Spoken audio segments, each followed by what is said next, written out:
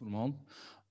J'aimerais tout d'abord remercier notre directrice des activités médicales et paramédicales du CHU Beni Messous, en l'occurrence professeur Ider, pour sa forte contribution et sa présence aujourd'hui.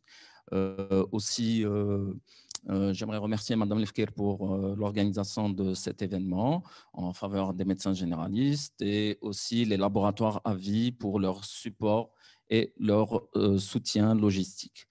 Et aussi remercier tous les participants ici présents ou en ligne. Voilà. Donc, on va parler de la place du médecin généraliste devant un rhumatisme inflammatoire chronique.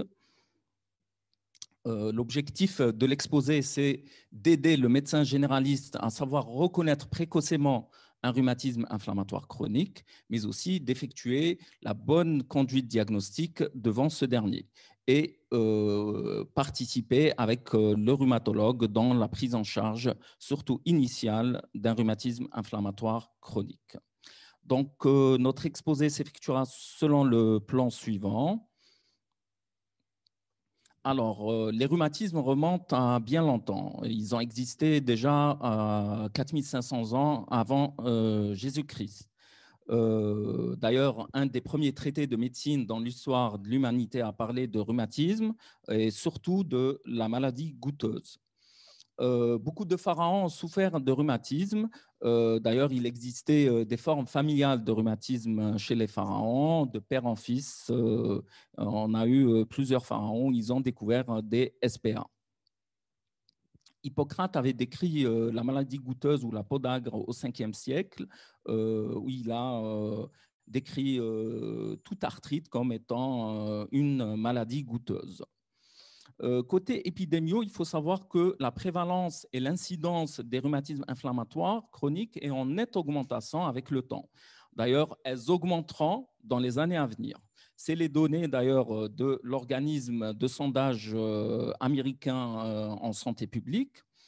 D'ailleurs, un travail américain a été fait entre 1990 et 2017 qui a trouvé que la prévalence de la polyarthrite rhumatoïde avait augmenté de 17,5%.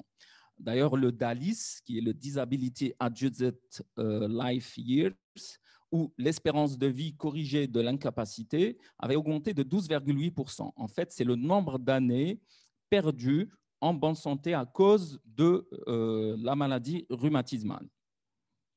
50% des patients atteints de polyarthrite rhumatoïde vont arrêter leur activité professionnelle au bout de 10 ans pour voir le coût faramineux que provoque cette pathologie sur la santé publique. Donc, vous comprenez que le rôle de nos collègues médecins généralistes est prépondérant dans la prise en charge initiale et le diagnostic précoce de tout rhumatisme inflammatoire chronique.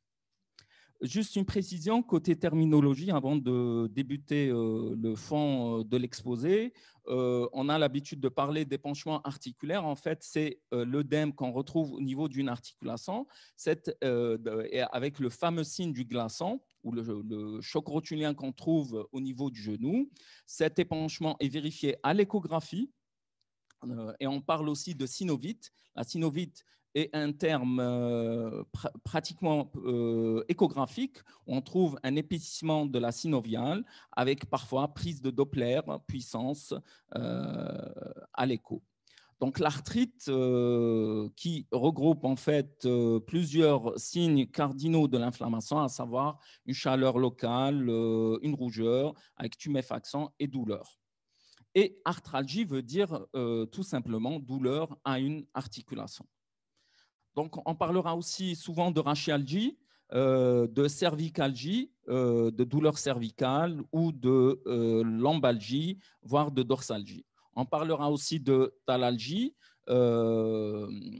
Les thalalgies, généralement, c'est des douleurs au niveau de l'anthèse calcanéenne, l'anthèse étant le point d'insertion du tendon au niveau de l'os, qu'on voit au niveau de la face antérieure du genou pour le tendon quadricipital et le tendon rotulien ou au niveau des crêtes iliaques. Voici de façon exhaustive tous les rhumatismes inflammatoires chroniques qu'on peut être exposés à rencontrer, ben, on a les connectivites en haut, c'est surtout la polyarthrite rhumatoïde qui est la plus fréquente, et vous avez le lupus érythémateux systémique, on a le syndrome de Gougerot-Sjogren. Donc, et concernant les spondyloarthropathies, ben, on a la spondyloarthrite ankylosante, on a le rhumatisme des entérocholopathies, le rhumatisme psoriasique et l'arthrite réactionnelle. On peut voir d'autres rhumatismes inflammatoires chroniques, mais beaucoup moins fréquents, comme les vascularites, la maladie de Behçet, la maladie de Still ou la pseudopolyarthrite rhizomélique, qui est l'apanage du sujet âgé. Quels sont les facteurs de risque de survenue des rhumatismes inflammatoires chroniques? Il y a eu beaucoup de travaux dans ce sens. Il faut savoir en gros qu'il y a des facteurs environnementaux qui rencontrent des facteurs génétiques, donc un terrain prédisposant du patient avec un problème au niveau de la réaction immunitaire. Tout ceci, quand ils se rencontrent, ils provoquent la maladie auto-immune ou la connectivite ou le rhumatisme inflammatoire. Pour la polyarthrite rhumatoïde, il a été vérifié que le tabagisme provoquait sur un terrain prédisposant une polyarthrite rhumatoïde, se rajoutent sur ça des facteurs hormonaux, d'ailleurs on la retrouve beaucoup plus fréquemment chez la femme, et l'obésité. Donc l'HLA DRB1 et l'HLA DRB2 donc, est pourvoyeur de production de facteurs rhumatoïdes, mais aussi d'ACPA, les fameux ACPA, les anticorps qu'on retrouve habituellement dans la polyarthrite rhumatoïde. Donc, dans la spondyloarthrite ankylosante, il y a une histoire familiale. Il y a l'âge aussi, on voit la spondyloarthrite ankylosante beaucoup plus chez le sujet jeune, beaucoup plus chez les hommes et chez certaines ethnies, chez les Esquimaux, les Amérindiens, c'est-à-dire les Indiens d'Amérique, où on a trouvé une fréquence importante de SPA et beaucoup moins chez les Noirs africains. Certaines pathologies sont associées aux spondyloarthropathies. Donc, on verra le psoriasis, l'uvéite antérieure, mais aussi la maladie de Crohn et plus rarement la rectocolite uséro-hémorragique. Donc, on voit que souvent, elle est associée aux spondyloarthropathies, mais ce n'est pas des éléments qui causent la maladie elle-même. Donc, il y a aussi les infections, l'infection à Chlamydia trachomatis, au salmonelle, au shigelle, au yersinia, sur un terrain particulier, surtout s'il y a présence de HLA27, ça prédispose à faire ce qu'on appelle l'arthrite réactionnelle. Cette arthrite réactionnelle peut évoluer en quelques mois vers une spondyloarthrite ankylosante. Comment on fait notre démarche diagnostique ? Tout d'abord, on commence classiquement par un interrogatoire. Donc, il faut rechercher les antécédents personnels. On a parlé de psoriasis, de maladies inflammatoires chroniques intestinales, les fameuses MICI, et d'uvéite, ou bien une infection. Surtout après une arthrite, il faut rechercher une infection dans les 4 semaines après une arthrite. Les antécédents familiaux, on recherchera s'il n'y a pas d'antécédents de spondyloarthrite ankylosante, mais aussi de psoriasis et de prise médicamenteuse, surtout dans le lupus. On sait que les bêta-bloquants ou l'aldomètre peut provoquer le lupus, le fameux lupus induit. Pour le terrain, il faut savoir que les rhumatismes inflammatoires chroniques vont cibler certains terrains particuliers, donc selon le sexe. On trouvera par exemple chez la femme jeune, donc le lupus érythémateux systémique touche surtout la femme jeune, la polyarthrite rhumatoïde aussi, mais la polyarthrite peut toucher aussi la femme d'âge moyen, entre 30 et 60 ans, comme le syndrome de Gougerot-Sjogren chez la femme en périménopause. Chez la femme de plus de 50 ans, on trouvera surtout la pseudopolyarthrite rhizomélique. Chez les hommes, la spondyloarthrite ankylosante va toucher surtout les hommes jeunes entre 30 et 40 ans. Et chez les hommes de plus de 50 ans, on peut retrouver la pseudopolyarthrite rhizomélique. Mais il faut faire attention, la polyarthrite rhumatoïde comme la SPA peut toucher les deux sexes et toucher les personnes à tout âge. Donc, le premier symptôme, il peut s'agir d'une tuméfaction, par exemple, d'un genou, d'une arthrite, d'une douleur articulaire ou bien de rachialgie. la douleur reste le maître symptôme. Donc, la douleur, c'est le premier symptôme. Dr Boukabous avait parlé de la douleur mécanique, la douleur inflammatoire. La douleur mécanique arrive surtout à l'effort, alors que la douleur inflammatoire, elle arrive surtout, elle peut arriver même au repos, elle peut réveiller le malade la deuxième partie de la nuit et s'accompagne volontiers d'un verrouillage matinal qui est long de plus de 30 minutes. Il faut préciser à l'interrogatoire aussi, quand il y a une atteinte articulaire, une arthrite ou arthralgie ou toute arthropathie, le nombre d'articulations concernées. Donc, quand il s'agit d'une seule articulation, on va parler de monoarthropathie ou monoarthrite ou monoarthralgie. Donc, quand il y a 2 à 3 articulations, donc c'est oligo-articulaire. Quand c'est plus de 4, c'est polyarticulaire. Il faut préciser aussi la topographie. Quand il y a une atteinte articulaire plus distale, des arthralgies plus distales, des mains et des pieds, ben, on pensera à la polyarthrite rhumatoïde et au syndrome de Gougerot-Sjogren.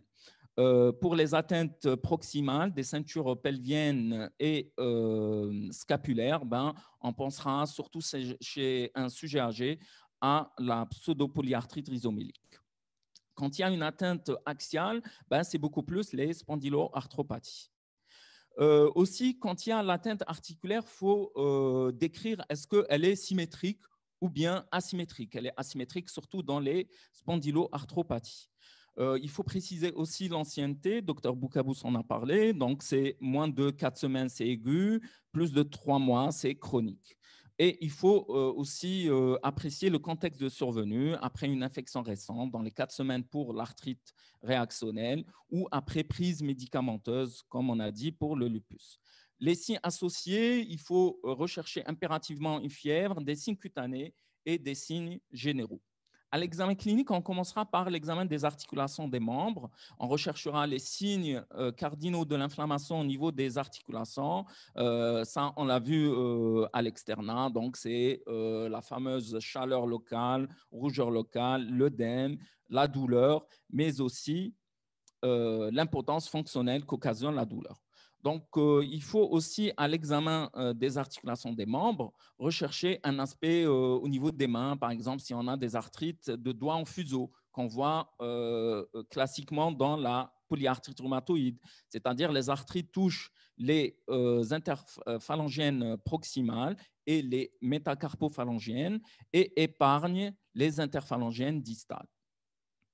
On recherchera par exemple une arthrite du genou avec un gonflement, une tuméfaction, une rougeur locale et une dactylite, un orteil ou un doigt en saucisse. Il faut faire attention, donc, quand on a une monoarthrite, surtout d'une articulation superficielle, ben, il faudrait impérativement la ponctionner et étudier le liquide par la suite. Donc, il faut rechercher aussi les déformations. Donc, les déformations au niveau des pieds pour la polyarthrite rhumatoïde avec des doigts en griffe, avec un pied triangulaire et le classique coup de vent ulnaire ou cubital pour la polyarthrite rhumatoïde avec les déformations des mains, des doigts en col de cygne ou en boutonnière. Faut faire attention aussi quand il y a une atteinte des interphalangiennes distales. Elles sont habituellement observées dans l'arthrose, c'est les fameuses nodosicités d'Eberden, mais le rhumatisme psoriasique peut toucher aussi les interphalangiennes distales. Donc, selon le contexte, on pourra redresser notre diagnostic.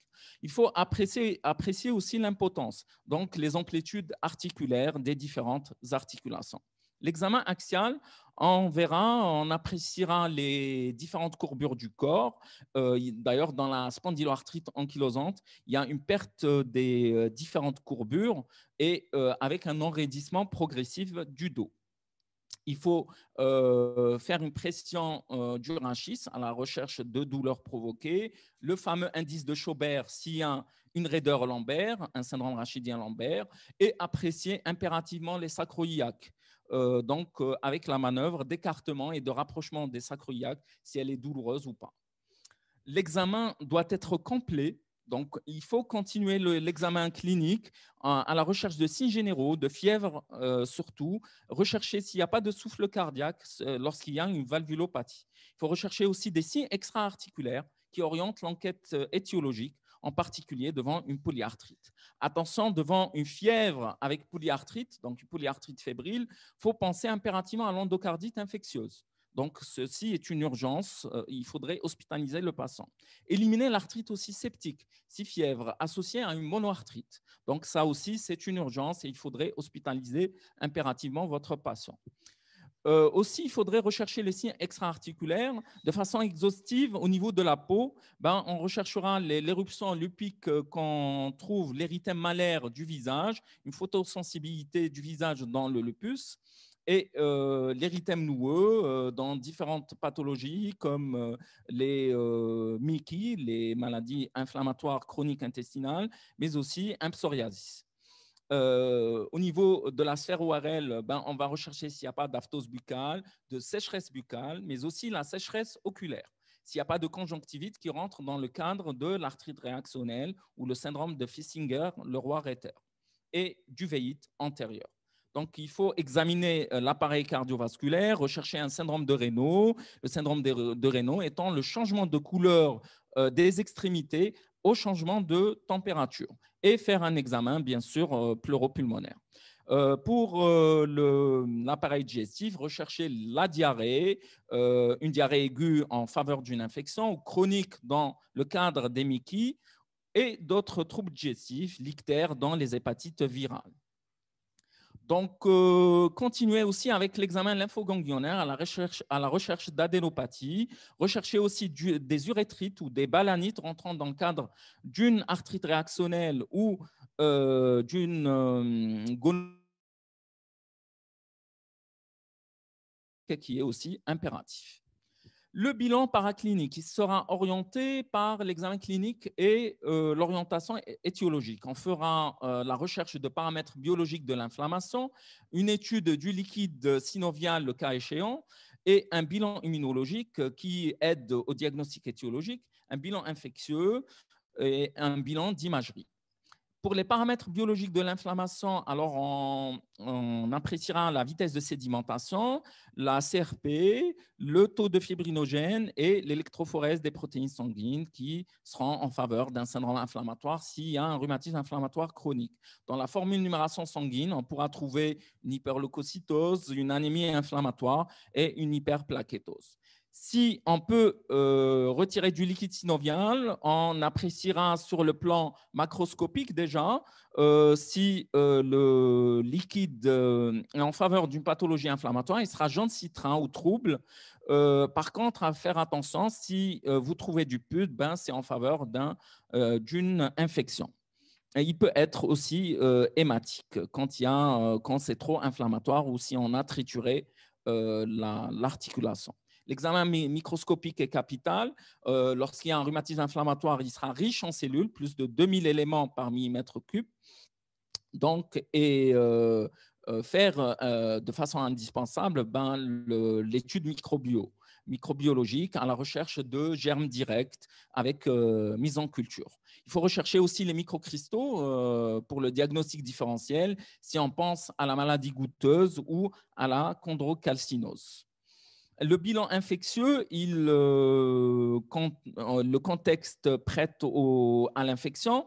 Il faut, si vous avez de la fièvre, faire des hémocultures au pic fébrile. Aussi, s'il y a urétrite, faire des prélèvements urétraux et des sérologies infectieuses si on pense au rhumatisme post-streptococcique qui est maintenant pratiquement a disparu grâce à l'antibiothérapie. On recherchera les ASLO et les ASTO.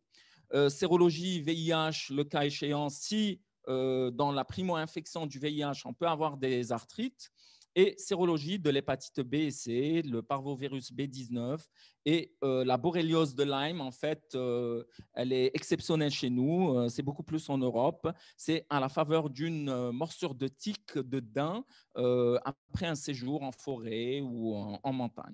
Donc, et pour les arthrites réactionnelles, on recherchera sérologie chlamydienne ou de salmonelle ou de Yersinia.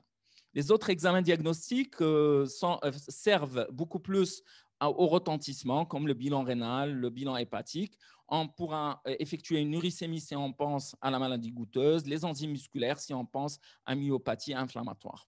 Le bilan immunologique, là, on va rechercher l'empreinte de la maladie causale. Donc, ça va être les facteurs rhumatoïdes et les ACPA, les anticorps antipeptides citrullinés qu'on retrouve dans la polyarthrite rhumatoïde ou les facteurs antinucléaires qu'on retrouve dans la maladie lupique et qu'on peut trouver dans d'autres connectivites comme le Gougerot-Sjogren.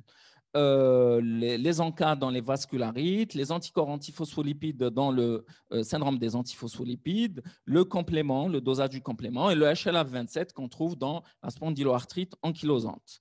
Les anticorps antipeptides citrullinés sont présents dès le début de la maladie, contrairement aux facteurs rhumatoïdes, qui sont généralement absents les 6 premiers mois de la maladie, alors que les ACPA sont positifs dès le départ chez 70% des patients. D'ailleurs, ils sont plus spécifiques à la pathologie, c'est-à-dire lorsqu'ils sont positifs, le risque de faire une PR est plus élevé.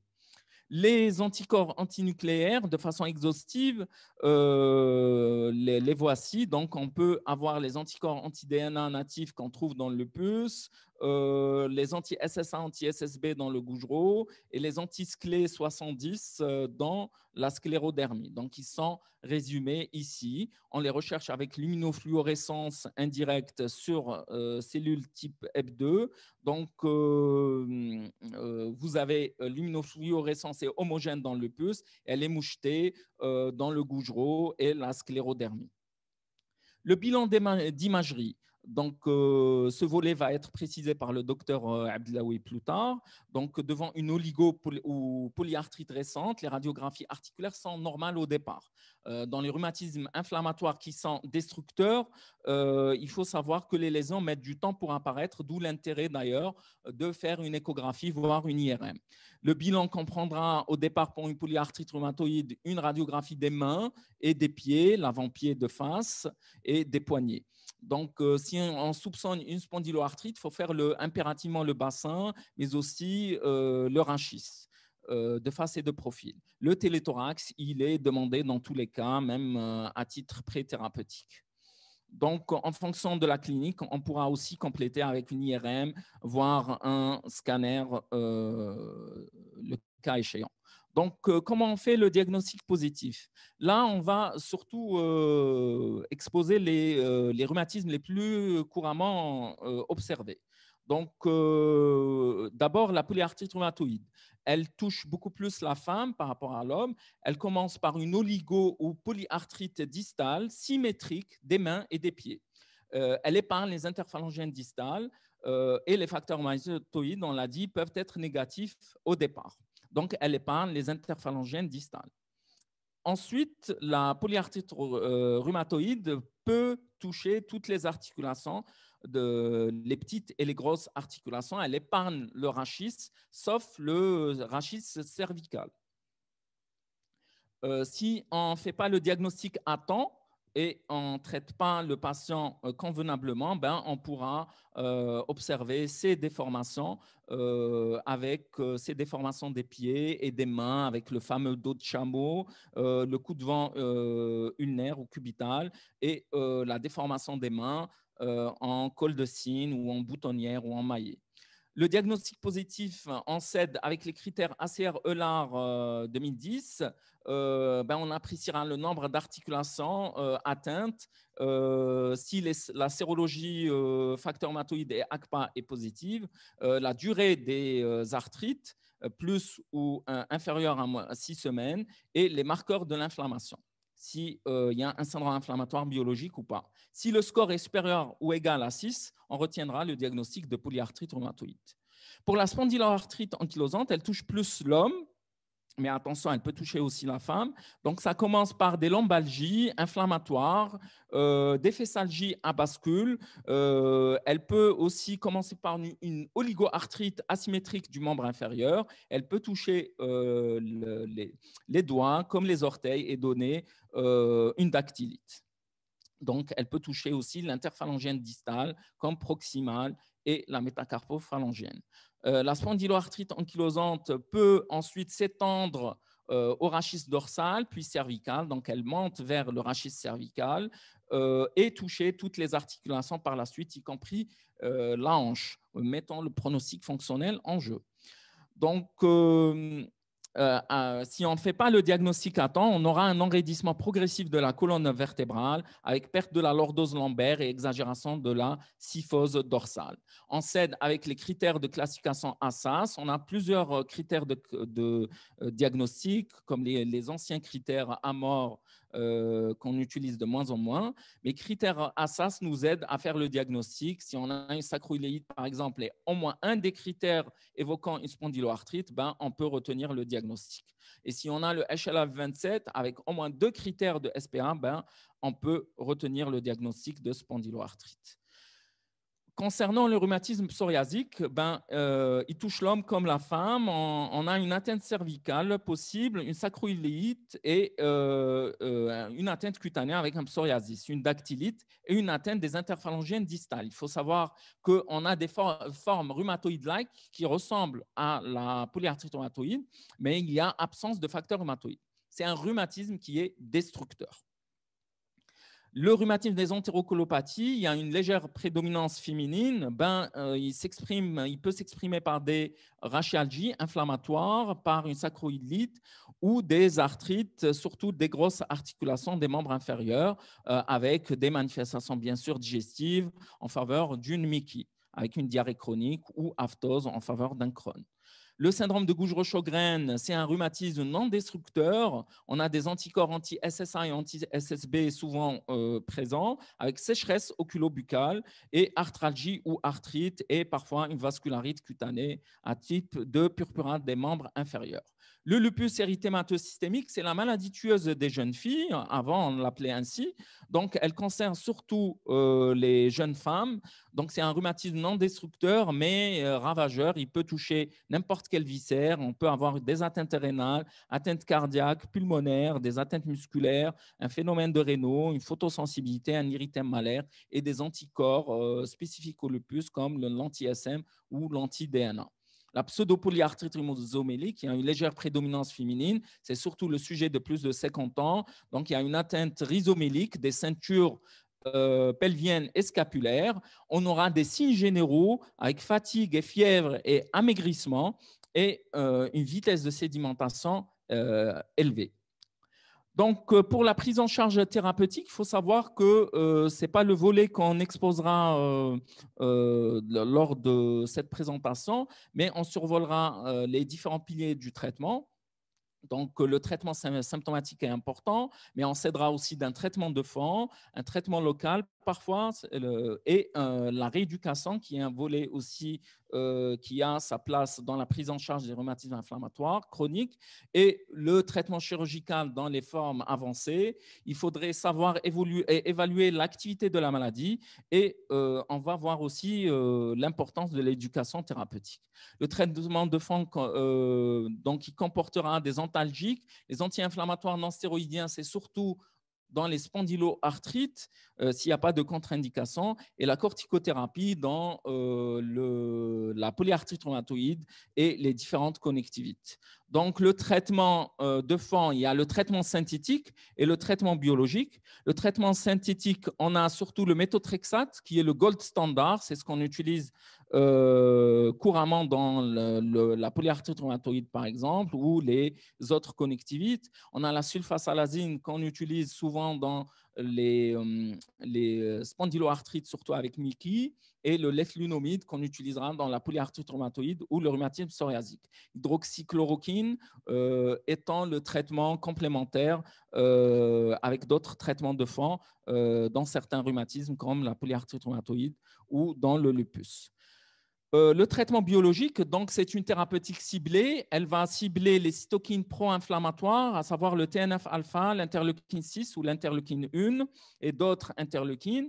Donc, et on a les inhibiteurs de la fonction cellulaire du lymphocyte B. C'est surtout le récepteur CD20 des lymphocytes B ou des lymphocytes T comme l'abatacept. Le traitement local, si nécessaire, certains arthrites demandent à être ponctionnés et infiltrés aux corticoïdes. Et lorsqu'il y a une arthrite récalcitrante rebelle aux infiltrations corticoïdes, on fait appel aussi aux isotopes. et parfois au lavage articulaire. La rééducation est un volet important. On utilise d'ailleurs des orthèses de repos, des attelles de repos pour éviter les déformations dans la polyarthrite rhumatoïde. La gymnastique vertébro-thoracique qui est très importante dans la prise en charge de la SPA et l'ergothérapie pour la polyarthrite rhumatoïde. Le traitement chirurgical, c'est surtout le remplacement prothétique dans certains cas très avancés avec destruction des genoux et des hanches. Et l'évaluation de l'activité de la maladie, on utilisera des calculettes ou des applications qu'on trouve facilement sur Internet pour évaluer l'activité de la maladie. On utilisera le DAS28 pour la polyarthrite rhumatoïde et d'autres rhumatismes, surtout lorsqu'il y a une atteinte articulaire périphérique, et le BASDAI et le BASFI dans la SPA. L'éducation thérapeutique aide à la gestion quotidienne de la maladie devant des contextes particuliers, par exemple de vaccination, de voyage, de grossesse, et il comporte des ateliers avec l'intervention d'infirmiers, de psychologues qui aident à la gestion quotidienne de la maladie pour les patients. Donc voilà, en conclusion, vous devinez que la place du médecin généraliste dans la prise en charge initiale est primordiale. D'ailleurs, il doit travailler conjointement avec le médecin rhumatologue pour une prise en charge efficiente et attend surtout de tout rhumatisme inflammatoire chronique pour optimiser les soins envers le patient, éviter un coût important et un handicap pour le patient et un coût important pour la santé publique. Voilà, et je vous remercie.